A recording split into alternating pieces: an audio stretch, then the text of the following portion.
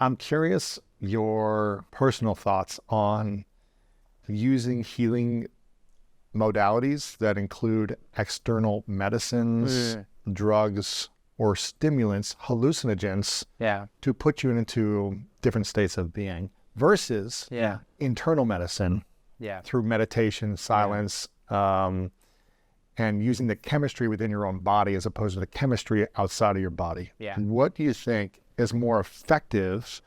I know lots of friends that swear by like how powerful ayahuasca and things have been for them. But I also see like a lot of challenges and struggle within them after they swear by this.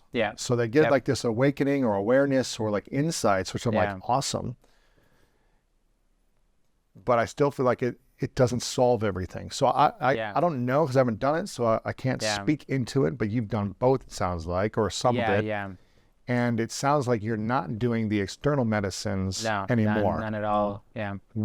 Why? And what do you think has been more effective? I can speak to it in two different ways. So one is from my personal experience, I found that when I would do psychedelics, they were incredibly helpful because they were eye-opening. They were showing me the interconnectedness of the world in a way that I couldn't quite see before.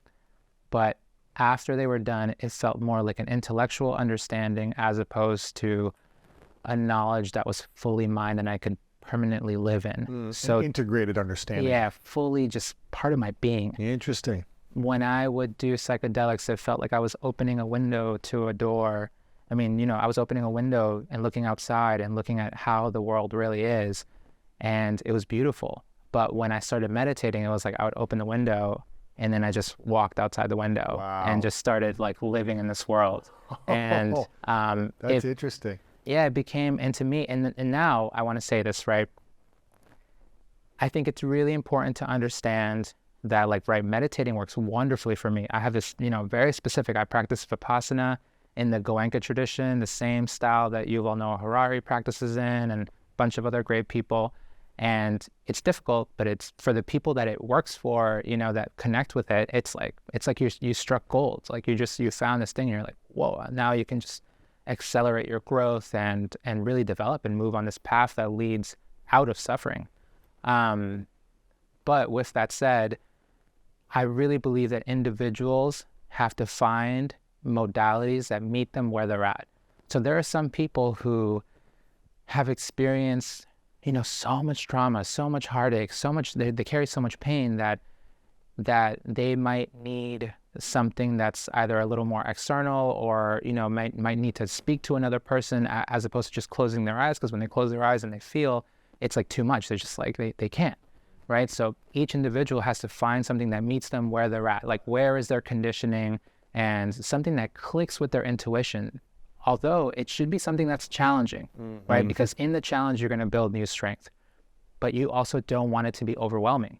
And I think that's a lot of things. And that's why some people, will either stay away from ayahuasca or, just the different things that they themselves might find overwhelming, because then if it's overwhelming, it's not productive.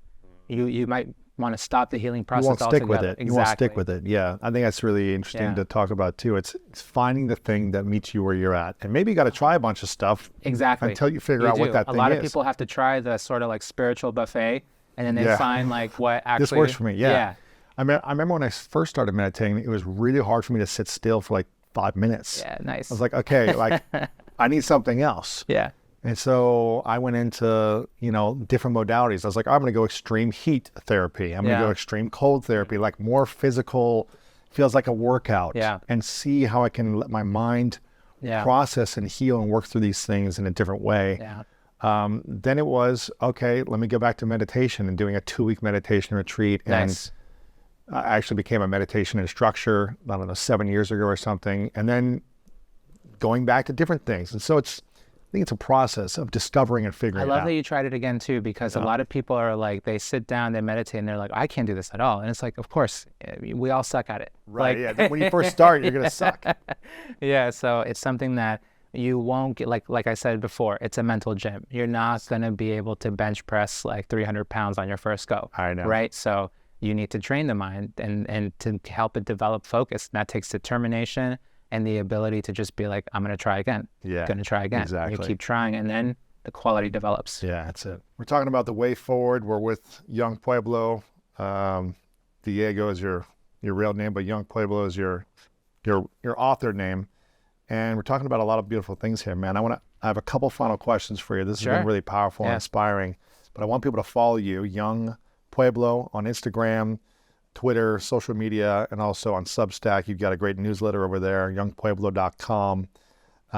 But make sure you get this book. I mean, every page, I've got so many markings on this book already.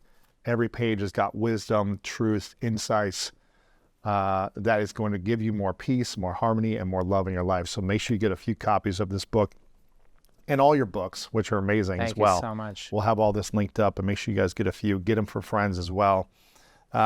This is a question I ask everyone towards the end of our conversations. And maybe you've already said what you're going to say here, but I'll see if something else opens up for you. Yeah, sure. Yeah, this question is called the 3 truths. So imagine a hypothetical scenario. You get to live as long as you want on this life and accomplish everything you want to accomplish, but it's the last day and you have to take everything with you. So all your books, this conversation, all your content, anything you make in the future, it goes with you. And we don't have access to your information anymore or your wisdom.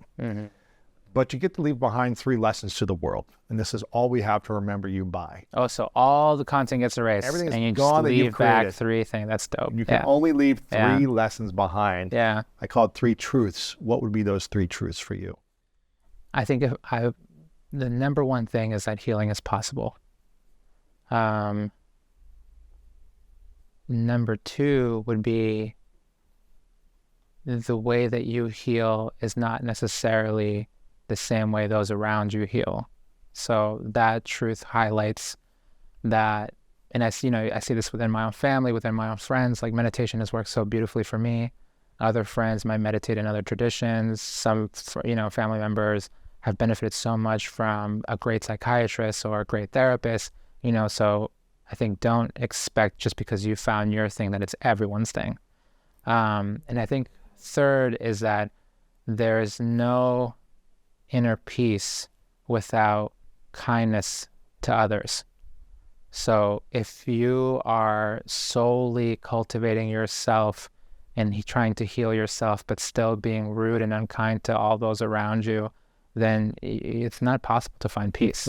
So kindness, gentleness towards other human beings is critical.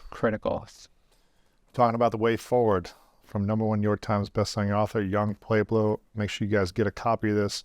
I want to acknowledge you, Diego, for having the courage to take on your own healing journey, even though you grew up in a state of stress, anxiety, scarcity,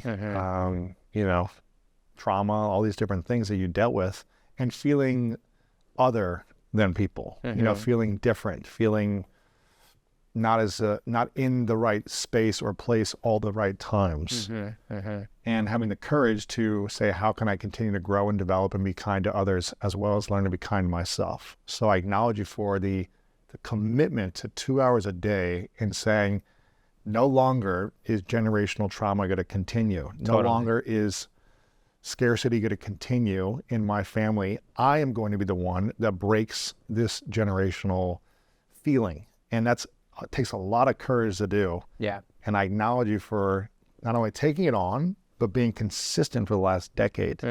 When it's hard to take it on, it's even harder to be consistent. Yeah. And follow through on your practice and your principles daily, man. That's a lot of commitment. So I acknowledge you for doing that. And you deserve all the success from the work you do, the books you have, because of that commitment to you and your healing and peace. So I want to acknowledge you for that. And again, I want people to follow you, get the book. And I have one final question, and that is, what's your definition of greatness? Oh, that's a great question. My definition of greatness is a life that embraces the wisdom of impermanence. Because I've found that the more that I am able to embrace impermanence and allow that truth to inspire every single aspect of my life, it just helps me show up as a better version of myself. It's tough. You have to be able to be with your emotions. You have to be able to turn that lens inward and literally just challenge yourself to be with what's coming up. And I think Sometimes people can do that as is, like, naturally, or they need different modalities to be able to help them engage with those emotions. But if you can't face what's inside of you,